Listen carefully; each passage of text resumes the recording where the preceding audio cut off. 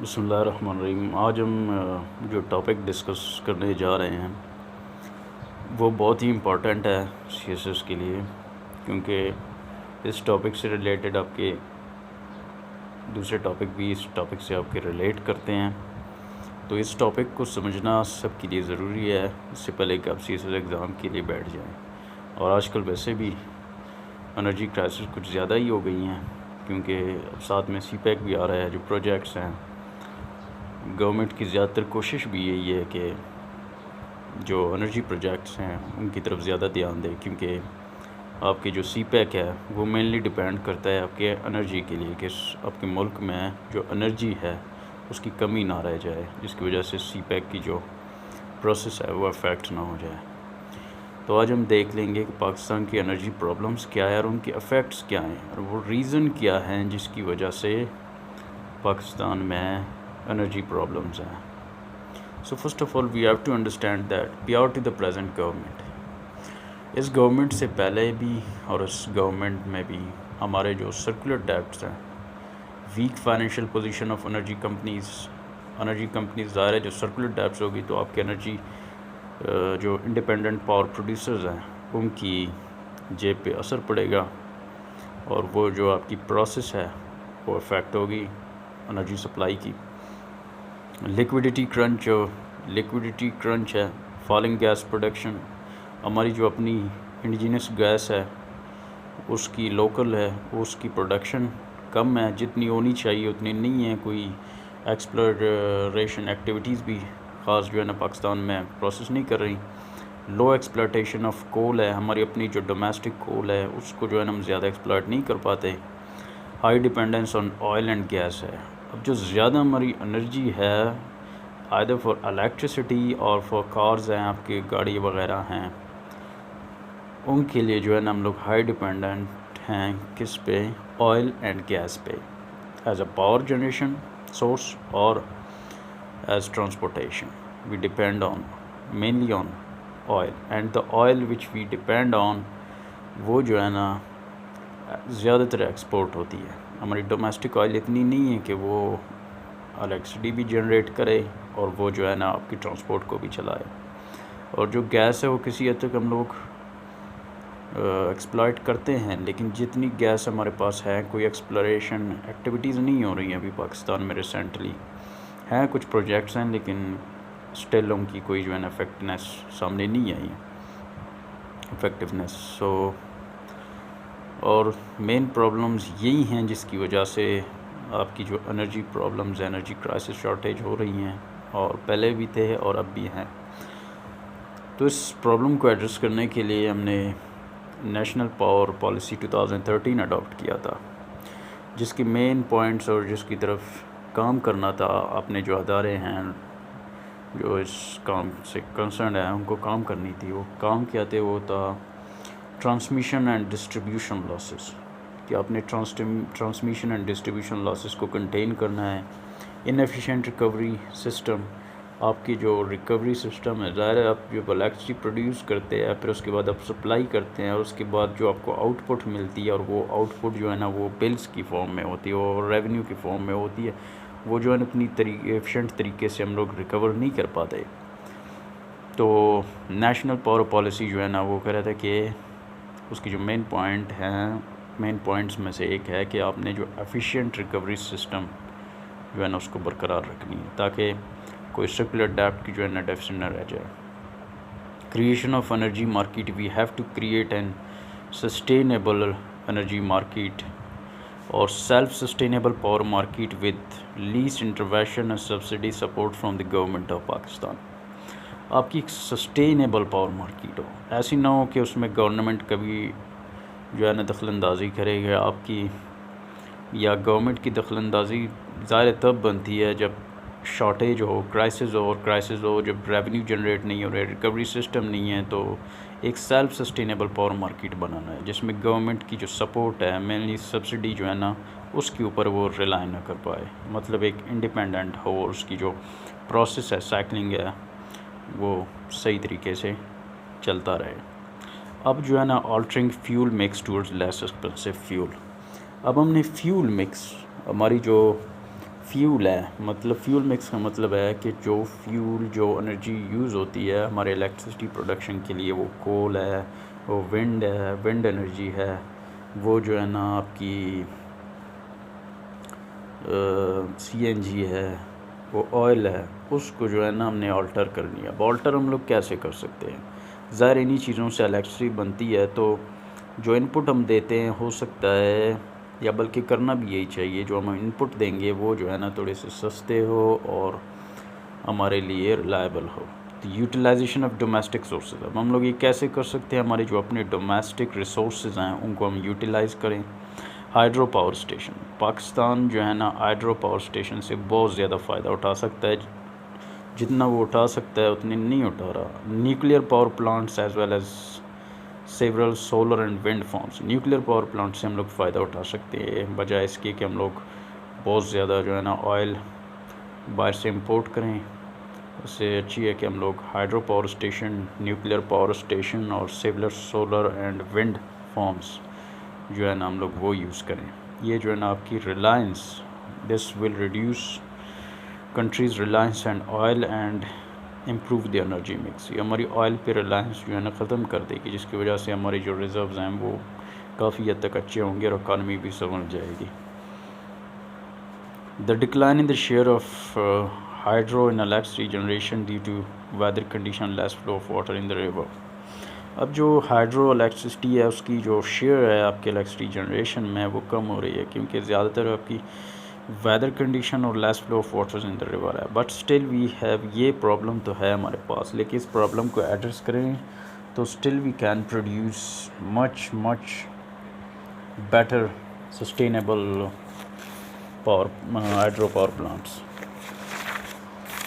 अब जो है ना नेक्स्ट हम लोग मूव करेंगे, हमारी जो कंजप्शन पैटर्न है, ज़ाहिर जो इलेक्ट्रिसिटी प्रोड्यूस होगी उसको कोई कंज्यूम तो कर रहा होगा, वो कंज्यूम कौन कर रहा है? जो मेन 3 जो है ना आपके सोर्सेज हैं, number 1 is industrial sources, number 2 is आपकी इंडस्ट्रियल सेक्टर, और नंबर 2 है आपकी एग्रीकल्चर सेक्टर, और 3rd है आपकी public sector. Industrial sector, public sector, agriculture sector, ये जो है ना ज़्यादा आपकी एनर्जी कंज्यूम करते हैं। अब इस प्रॉब्लम तमाम को एड्रेस करने के लिए पाकिस्तान के जो पावर सेक्टर प्लेयर्स हैं उनकी किरदार क्या हैं वो हम देख लेंगे, और वो कौन कौन से जो पावर सेक्टर प्लेयर्स हैं जिनकी वजह से आपकी एनर्जी जो सप्लाई है वो अफेक्ट होती है या वो अच्छी होती है, तो इन्हीं की वजह से होती है। Number 1 is Pakistan atomic energy commission. Pakistan Atomic Energy Commission is engaged in harnessing nuclear power plants. At present, 5 nuclear power plants, Karachi Nuclear Power Plants and Chashma Nuclear Power Plant, Unit 1, 2, 3 and 2, 4. अब present time में हमारी जो nuclear power plant है एक कराची की है, उसके बाद चश्मा न्यूक्लियर प्लांट जिसके 4 यूनिट हैं वो हैं। अब इनमें से जो C1 है, मतलब चश्मा न्यूक्लियर पावर प्लांट 1, 2, 3 एंड 4, वो जो है ना among the best power performance station है, वो बेस्ट जो है ना आपके पावर सप्लाई कर रहे होते हैं, सस्टेनेबल पावर सप्लाई, और each produces up to 300 megawatt electricity, जो कि बहुत अच्छी बात है। K2, K3 is the first major step to achieve the target of 8,800 megawatt nuclear capacity. K2 और K3 जो है ना फर्स्ट मेजर स्टेप है जो पाकिस्तान एनर्जी एटॉमिक कमीशन की तरफ लिया गया है, ताकि हम लोग जो एनर्जी शॉर्टेज है उसको कम कर सकें, जिसकी कैपेसिटी मेनली 8,800 होगी। Now the second one is national electric power regulatory authority. ये पावर जनरेट तो नहीं करती, लेकिन इसका बहुत बड़ा ही रोल है। आपने अक्सर सुना होगा नेपरा, ठीक है। तो NEPRA is responsible for regulating electric power services, safeguarding the interest of investors and consumer functions. अब जो नेपरा है ये आपकी इलेक्ट्रिक सप्लाई को, उसकी जो है ना आपकी जो इन्वेस्टर्स हैं, आपके कंज्यूमर हैं, उनको इंटरेस्ट को सेफगार्ड करती है on behalf of the government of Pakistan. इसके फंक्शन क्या हैं? It grant licence for generation, transmission and distribution of electric power. ये काम तो उसकी ये हो गया कि ये जो है ना लाइसेंस ग्रांट करता है। और सेकंड काम है इट डिटरमाइन टैरिफ रेट्स, कि टैरिफ रेट्स कितनी होनी चाहिए, and terms and condition for supply of electric power. Terms and condition भी यही आपकी नेपरा ही डिटरमाइन करती है।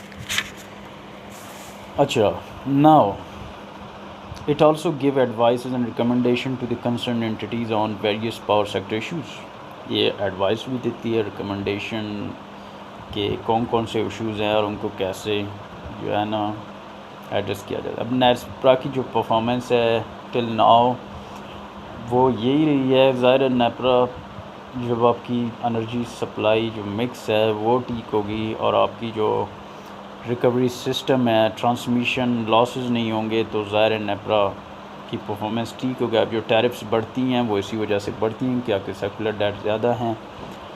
नेपरा अमेंडमेंट एक्ट 2018, इसको हम लोग लेटर आगे जाके डिस्कस करेंगे। अब the next one is private power and transmission board. नाम से ही पता चल गया होगा, private power and private power and infrastructure board. Private Power and Infrastructure Board is one of the window facilitator to the private investors in the field of power generation on behalf of the government of Pakistan।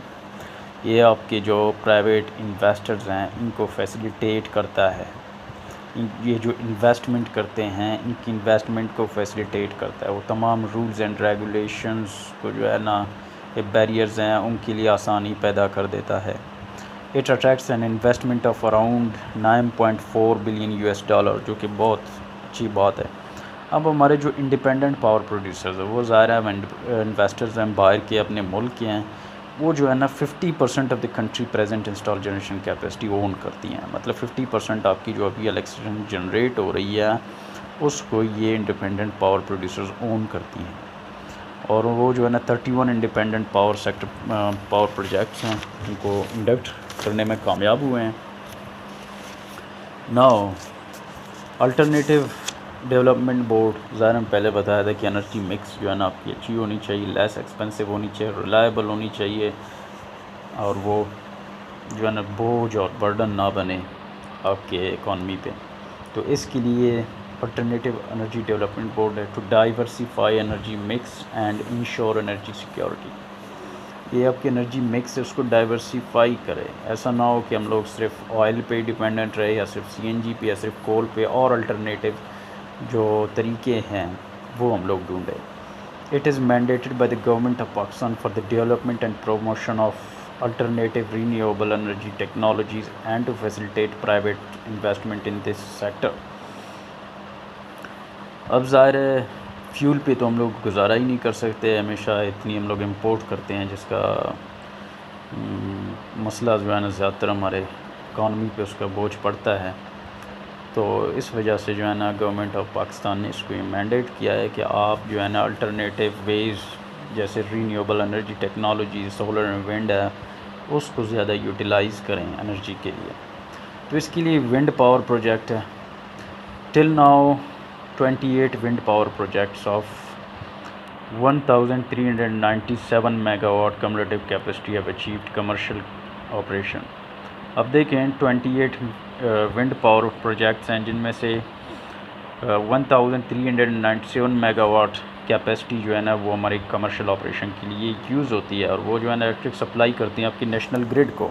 तो ये बहुत अच्छी बात है कि हम लोग wind power projects पे ज़्यादा ध्यान दें, विंड एनर्जी पे और सोलर एनर्जी पे। It makes 6% of the total electricity in the country, जो कि बहुत बुरी बात है कि ये सिर्फ 6% जो है ना कंट्रीब्यूट करती है। मेनली यही होना चाहिए, 30 करना चाहिए, 40 करना चाहिए, बाकी सब मिला के जो है ना एफिशिएंट वे है इसकी, कोई इसको मेंटेन करने में इतनी आपकी जो है ना बजट ज़्यादा नहीं लग, पैसा ज़्यादा नहीं लगता। The next one is solar power projects. Quaid-e-Azam solar park produces 100 megawatt electricity, और जो है ना हम लोग सोलर प्रोजेक्ट्स जो है ना पावर प्रोजेक्ट्स की तरफ जाना चाहिए। बायोमास वेस्ट टू एनर्जी, अब जो है ना ये बड़ा इंटरेस्टिंग है। The government of Punjab has initiated 2018 की बात है the development of waste to energy power plant of 35 megawatt capacity fuelled by municipal waste.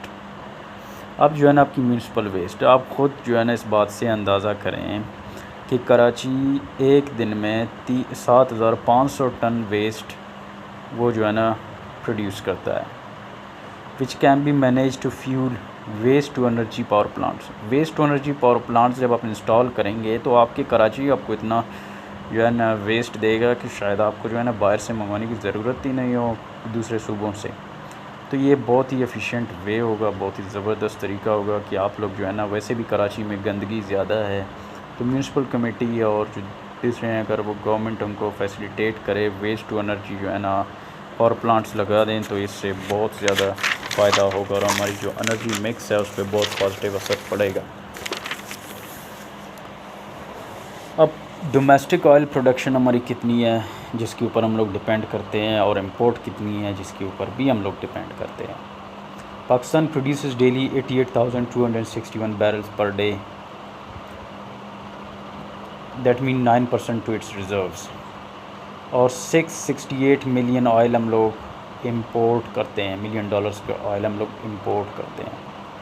तो दैट मीन्स कि हम लोग ऑयल पे, इम्पोर्टेड ऑयल पे ज़्यादा हम लोग रिलाई करते हैं, जो कि नहीं करना चाहिए। अल्टरनेटिव वेज़ हम लोगों को ढूंढने चाहिए, इसका जो बर्डन है वो हमारी इकानमी पे ना पड़े। Natural gas is a clean, safe, efficient and environmental friendly fuel, जिसकी तरफ हमें जाना भी चाहिए। ज़ाहिर आजकल ग्लोबल वार्मिंग और दूसरे मसाइल हैं, उसको मद्देनज़र रखते हुए एनवायरमेंटल फ्रेंडली फ्यूल है तो नेचुरल गैस को हम लोगों को इस्तेमाल करना चाहिए। It contributes to 46% of the total energy supply mix in the country, जो कि बहुत अच्छी बात है। नेचुरल गैस 46% है, जिसको मज़ीद अगर आगे ले जाया जाए तो और अच्छी बात है। अब CNG भी है, CNG को भी हम लोग यूटिलाइज़ करनी चाहिए। पहले CNG के स्टेशन ज़्यादा थी, जो है ना बिग गवर्नमेंट ऑफ पाकिस्तान ने एनर्जी रिसोर्स जो डिप्लीशन है उसको मद्देनज़र रखते हुए इसको कंटेन किया, और आगे जो है ना लोगों को लाइसेंस नहीं दी कि आप जो है ना CNG स्टेशन या इस हमारे एनर्जी रिसोर्स को इतनी तेज़ी से जो है ना एक्सप्लॉइट कर दें कि कमी ही रह जाए। अब second one is coal. Annual domestic coal production is around 3.5 tons. हमारी जो एनुअल डोमेस्टिक कोल प्रोडक्शन है वो 3.5 टन्स है, 3.5 मिलियन टन्स है, सॉरी 4.5 मिलियन टन्स कोल हम लोग इंपोर्ट करते हैं, जो मेनली अफ़गानिस्तान, ऑस्ट्रेलिया और यहाँ से हम लोग इंपोर्ट करते हैं। The coal field in Sindh offered investor for electric power generation. जो कोल फील्ड सिंध में है उसकी कैपेसिटी बहुत ज़्यादा है, जो इन्वेस्टर्स को अट्रैक्ट करती है कि आप जो है ना इलेक्ट्रिक पावर जनरेशन यहाँ से करें। कोल इलेक्ट्रिसिटी जनरेशन जो है ना अभी पाकिस्तान में जो है ना सिर्फ 12% है। इसको हम लोग आगे बढ़ा के अगर देख लें आप खुद, अगर हम लोग नेचुरल गैस 46 है, अगर हम लोग कोल को 30 पे ले जाएँ तो आप खुद अंदाज़ा कर सकते हैं कि हमारी रिलायंस ऑयल पे कितनी कम होगी। State of energy resources. अब स्टेट क्या है हमारे एनर्जी रिसोर्सेज की? Due to depleting energy resources Pakistan depends upon importing crude oil. अब हमारी एनर्जी रिसोर्सेज डिप्लीट हो रही हैं, जो हैं वो डिप्लीट हो रही हैं। मतलब ज़ाहिर आप जितनी यूटिलाइज़ करते हो उतनी डिप्लीट तो होंगी, बस स्टिल ये डिप्लीट इसलिए हो रही हैं कि अभी तक जो आपके साइट्स हैं, मतलब जो कोल और जहाँ से निकलती हैं, जहाँ नेचुरल गैस निकलती हैं, और बहुत सारी ऐसी जगह हैं जो अभी तक एक्सप्लोर नहीं हुए हैं, एक्सप्लोरेशन एक्टिविटीज़ नहीं हुई हैं जहाँ से हम लोग मज़ीद कोल या नेचुरल गैस दरियाफ़्त कर सकें। तो गवर्नमेंट पाकिस्तान को और आगे जाना चाहिए और एक्सप्लोरेशन एक्टिविटीज़ शुरू करें, वेस्ट टू एनर्जी प्रोजेक्ट्स लगाए। ऑयल पे तो डिपेंडेंस तो हमेशा ही जब हम रहेंगे और अपने ही जो डोमेस्टिक फ्यूल्स हैं उनके ऊपर अगर हम लोग की डिपेंडेंस और रिलायंस कम होगी तो ज़ाहिर है इंपोर्टेड ऑयल पे हमारी रिलायंस ज़्यादा होगी। अब स्टेट ऑफ एनर्जी रिसोर्सेज, हम लोग इनॉर्मस कॉस्ट पे जो है ना बाहर से जो है ना ऑयल प्रोड्यूस एक्सपोर्ट करते हैं, जिसका बहुत ज़्यादा बर्डन होती है। We import around 1,35,201 barrel oil per day हम लोग इंपोर्ट करते हैं, जो इंक्रीज़ करती है हमारी ट्रेड डेफिसिट को। ज़ाहिर है जितनी हम इंपोर्ट करते हैं ज़्यादा उतनी ही तो हमारी ट्रेड डेफिसिट होगी ना, और हमारी करंट अकाउंट डेफिसिट जो रिजर्व है गवर्नमेंट के वो भी तो अफेक्ट होंगी इसकी वजह से। अब जो सॉल्यूशंस की तरफ हम लोग आ जाएं तो hydro electricity it's Pakistan is capable of generating बहुत ज़्यादा हाइड्रो इलेक्ट्रिसिटी पाकिस्तान जनरेट कर सकता है। अब पाकिस्तान की प्रेजेंटली जो हाइड्रो इलेक्ट्रिसिटी जो प्रोड्यूस कर रही है वो 8000 मेगावाट है, which the country can produce electricity with the help of wind and solar energy. Hydro power plants सबसे एफिशिएंट और सबसे बेहतरीन तरीका है, and we still have the capacity of producing 40,000 megawatt. इतने पानी की शॉर्टेज में हम लोग स्टिल 40,000 मेगावाट इलेक्ट्रिसिटी प्रोड्यूस कर सकते हैं हाइड्रो पानी से। The country can produce electricity by nuclear energy power plants. Nuclear energy is yet another good source of producing electricity, and at present it produces 1430 megawatt, जिसको ज़्यादा करनी चाहिए। जो K2 और K3 की मैंने बात की, अगर वो उनकी जो डेवलपमेंट है, प्रोसेस है, वो जल्दी हो जाए तो बहुत सारा हमारी एनर्जी मिक्स पे पॉजिटिव इफेक्ट पड़ेगा।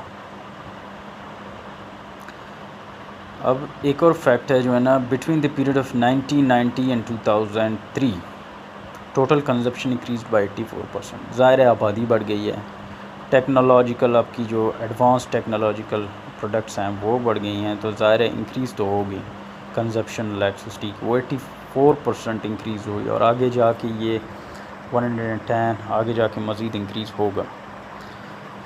The reason behind energy crisis is poor management. The main reason behind energy crisis, सारे मैंने ऊपर जो आपसे डिस्कस किए, the main reason behind energy crisis is poor management and lack of accountability on part of those who stay at the helm of affairs. ज़ाहिर poor management है, आप hydro electricity को एक्सप्लॉइट नहीं कर पाते, आपके जो डोमेस्टिक मिनरल फ्यूल्स हैं उनको आप एक्सप्लॉइट नहीं कर पाते, तो ज़ाहिर है इलेक्ट्रिसिटी क्राइसिस होगी। कभी आपकी इकॉनमी कम है तो कभी इकॉनमी में जो है ना आपकी बैलेंस कम है, तो कभी ज़्यादा है तो ट्रेड डेफिसिट होगी, और जो है ना करंट अकाउंट डेफिसिट है, तो उसकी वजह से मसाइल होंगे, और यही तो रीज़न है, पुअर मैनेजमेंट है, poor management. Now electricity conservation measures और एफिशिएंट यूज़ ऑफ इलेक्ट्रिसिटी। अब हम लोग इलेक्ट्रिसिटी को एफिशिएंटली कैसे यूज़ कर सकते हैं। There are 3 major users of electricity. अब ज़ाहिर है मैंने पहले बताया था, इंडस्ट्रियल सेक्टर्स है, डोमेस्टिक है, और आपके ट्रांसपोर्ट भी है, और आपके एग्रीकल्चर भी है। 4 हो गए हैं, लेकिन जो मेन है वो आपके 3 हैं, वो इंडस्ट्रियल है, एग्रीकल्चर है, और पब्लिक सेक्टर है। अब जो है ना एक और अच्छी बात है, एफिशिएंट यूज़ हम लोग इलेक्ट्रिसिटी को कैसे कर सकते हैं। एक स्टडी कैरी आउट हुआ था एनरकॉन की तरफ से, जो ये रिवील करती है कि efficient use of electricity by the industrial sector could save up to 23% of the electricity that we produce. इसका मतलब है कि आपके जो इंडस्ट्रीज़ हैं, अगर वो एफिशिएंट तरीके से इलेक्ट्रिसिटी सही तरीके से एहतियात से यूज़ करें, तो हम लोग 23% इलेक्ट्रिसिटी जो हम प्रोड्यूस कर सकते हैं उसका 23% हम लोग बचा सकते हैं। Pakistan energy and power policy, ज़ाहिर है एनर्जी पे पॉलिटिक्स हो रही है, और एक गवर्नमेंट आती है, उसकी काम दूसरे गवर्नमेंट की काम पे तनकीद करना होता है, और जो मतलब प्रोग्रेसिव नहीं होते हैं, आगे डेवलपमेंट की तरफ नहीं सोचते हैं, कोई ऐसी पावर प्लांट या लॉन्ग टर्म सॉल्यूशंस की तरफ नहीं जाते, mainly they short term solutions की तरफ जाते हैं। कभी वो छोटी सी पावर प्लांट बना देते हैं न्यूक्लियर की, या तो कभी कुछ इलाकों में जो बलूचिस्तान में है, मैं बलूचिस्तान में रहता हूँ, मुझे पता है। अब बलूचिस्तान जो पावर प्रोड्यूस कर रही है दैट इज़ 30 मेगावाट, जो बलूचिस्तान की आबादी को कर देखा जाए तो उसको सिर्फ 7 मेगावाट की ज़रूरत है, तो ज़ाहिर ये इलेक्ट्रिसिटी भी बाहर जाती है। तो उस होना ऐसा चाहिए था कि एवरी प्रोविंस उसको ये कैपेबल होना चाहिए था कि वो अपनी ख़ुद की इलेक्ट्रिसिटी जनरेट करे, और जो सरप्लस में होगी वो फेडरल को दें। और ये मेजर्स आपकी प्रोविंशियल लेवल्स पे इलेक्ट्रिसिटी को अच्छी करने के लिए मेजर्स आपके प्रोविंशियल लेवल को, फेडरल लेवल को लेनी चाहिए, तमाम मेजर्स पे काम करनी चाहिए। अब जो लास्ट नोट है वो आपको देखना चाहिए कि the installed electricity generation capacity जो है हमारी, installed electricity generation capacity Pakistan का वो रीच कर गया है 3,59,072 megawatt by the end of the April 2020 as compare to 3,34,552 megawatt in April 2019, जो कि 2,000 या 3,000 मेगावाट के लगभग लोग इंक्रीज़ कर चुके हैं, जिसको ज़्यादा करनी चाहिए। और इस टॉपिक के मज़ीद कुछ पार्ट्स रहते हैं, वो मैं कवर कर लूँगा। अगर आप लोगों को ये वीडियो पसंद आ गया है तो सब्सक्राइब करें और आगे मूव करें। चलो जी, कोई क्वेश्चन है आप लोग नीचे पूछ सकते हैं। अगर मज़ीद कोई वीडियोस, कोई मसाइल हैं किसी टॉपिक में तो आप मुझे बता सकते हैं। साथ साथ मेरी भी तैयारी हो जाएगी, आपकी भी तैयारी हो जाएगी। चलो जी, गुड बाय।